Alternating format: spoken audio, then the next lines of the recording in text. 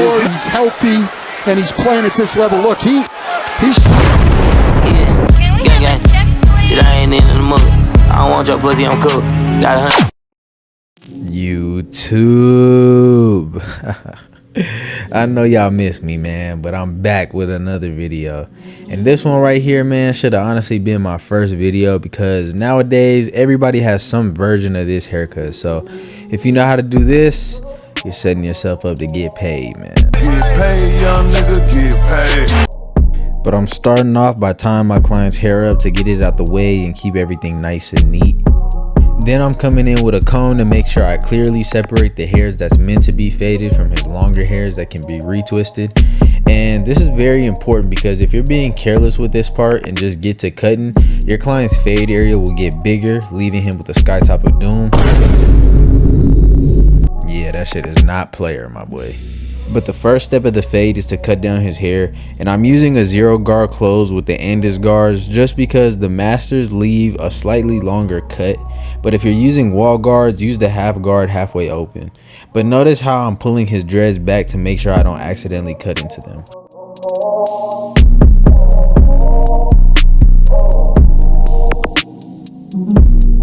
My next step is to come in with my trimmers to create a rough draft of the C-cup, and I do this first so I can easily gauge how dark I want to keep it during the fade process.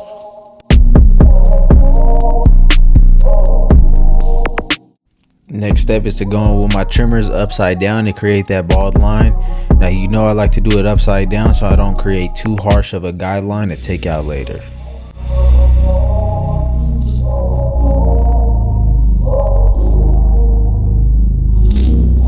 Now I'm coming in with my no guard with the lever open. Now for those who don't know what that is, this is lever open, this is lever closed, this is halfway, 3/4, and 1/4. But what I'm doing now is making a guideline about 1/2 inch above the bald line, keeping it in that same shape as I did originally. And notice how I'm only using the corner of my blade, and what that does is give me more control of what areas that I'm cutting, which helps with keeping the guidelines in the same shape. To start taking this guideline out, I'm using the fade down technique. And now what that is lowering the lever on the clipper as I go lower in the guideline until the line disappears. So since we did lever open for the guideline, we're starting that lever halfway. Then we close the clipper all the way and work our way down in the guideline. And as we get lower in the guideline, we're slightly increasing pressure of the clipper. JP. Then for our next guideline, we're going in with the 1 guard closed, keeping the same shape as the previous guideline. And I like to set these guidelines in very strong so it's very clear where they are, and this just helps me stay organized.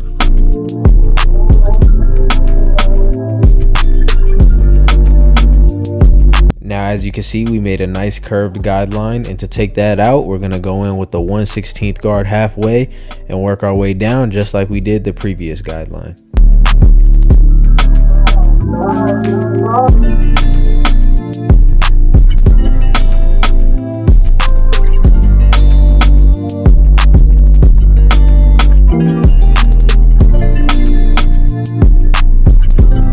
I like to do detail work as I see it in the fade. I don't like to wait till the end. So what I did was take off the guard, and with no guard, I'm just opening and closing the lever, taking out any dark spots that I see.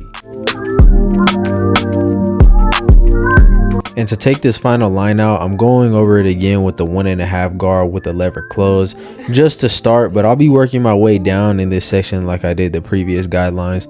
And I know you see the ball spot he has right there near his vertical bar, and there are many different ways you can handle situations like this. In this situation in particular, we're just kind of gonna leave it alone, but other situations may call for you to have to blend it out or whatever the case may be. So just consult with your client when it comes to situations like that.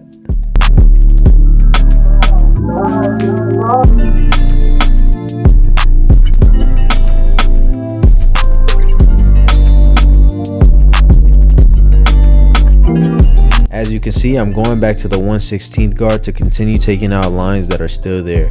And like I always say, you don't have to marry the system. Sometimes you're gonna have to go back and do steps over again to take out the lines that are still there. You just gotta adjust as you see fit.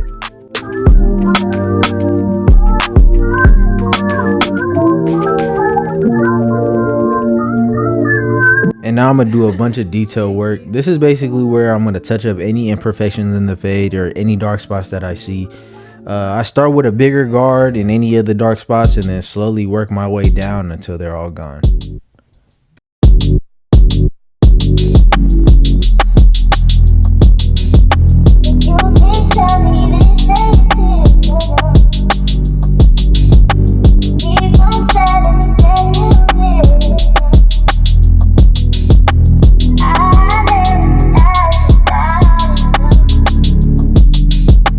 Now the back is the same step, so I'm gonna let you guys follow along with the text on the screen, but he does have some cowlicks, so I'll come in and tell you some tips and tricks as it pertains to that.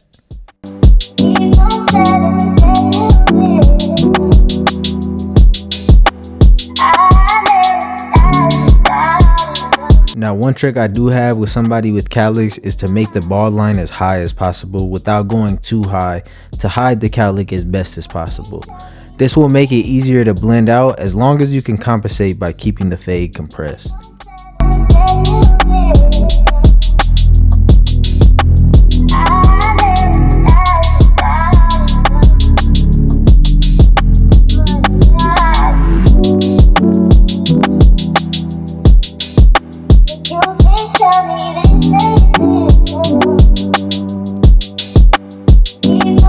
Another tip I have for cowlicks is what you see right here, which is me starting to turn my clipper in the opposite direction of which the hair grows to make sure that it's against the grain.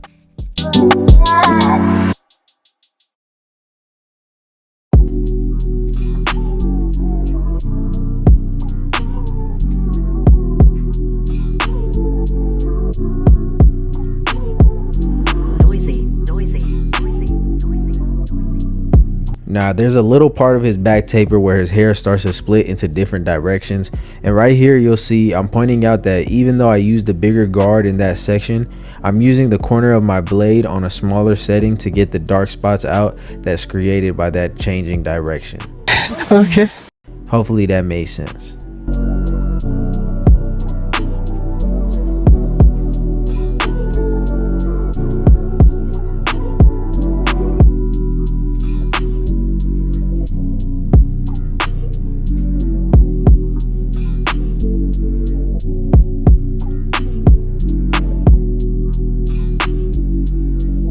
Here you'll see me pointing out that even though it looks like I'm cutting into his dreads, I'm not.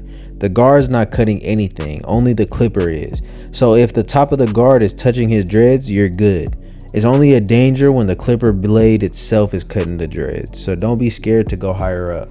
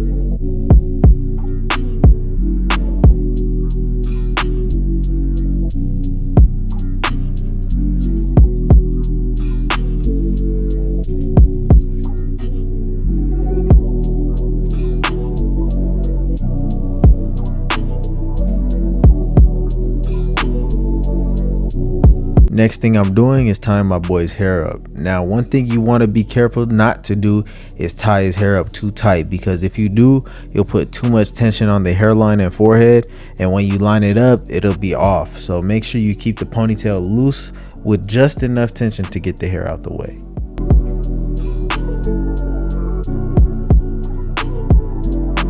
The next thing I'm doing is combing out his front taper from the dreads, and I'm making sure that I don't take more than I need to, because I'm not trying to give my boy the front taper a doom. You do not want to be known as that barber, my boy. Then keeping in mind that I'm just cutting down the separated hairs, I'm using my Andis Masters with the 0 guard closed and cutting down the lineup with the grain.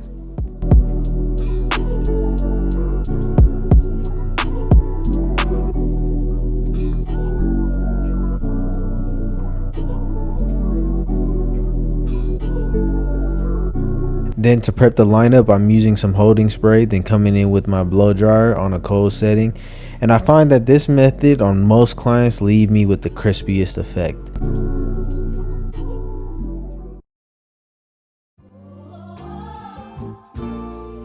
And to make sure everything stays symmetrical and natural, I grab my razor and line up the vertical bars as natural as possible on both sides. This helps me keep it natural, like I said, and also gives me a nice frame for the lineup.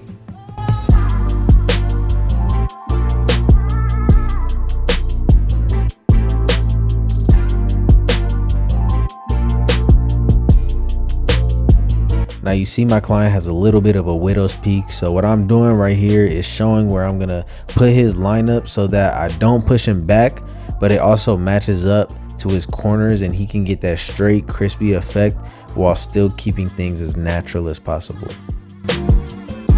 But once you figure that out, I like to put the trimmer right in between his eyebrows just so I have the center guideline, and then from there I connect the dots. Keep it as natural as possible, going from one side then back to the other.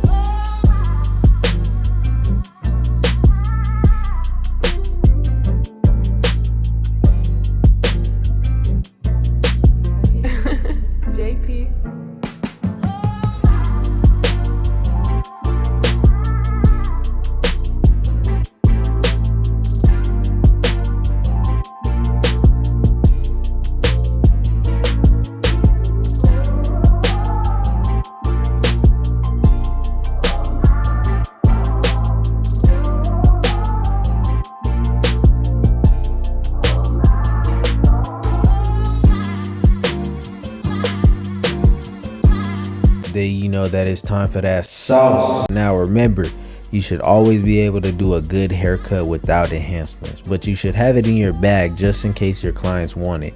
And always remember, less is more. Do not overspray before you have these niggas looking like Carlos Boozer.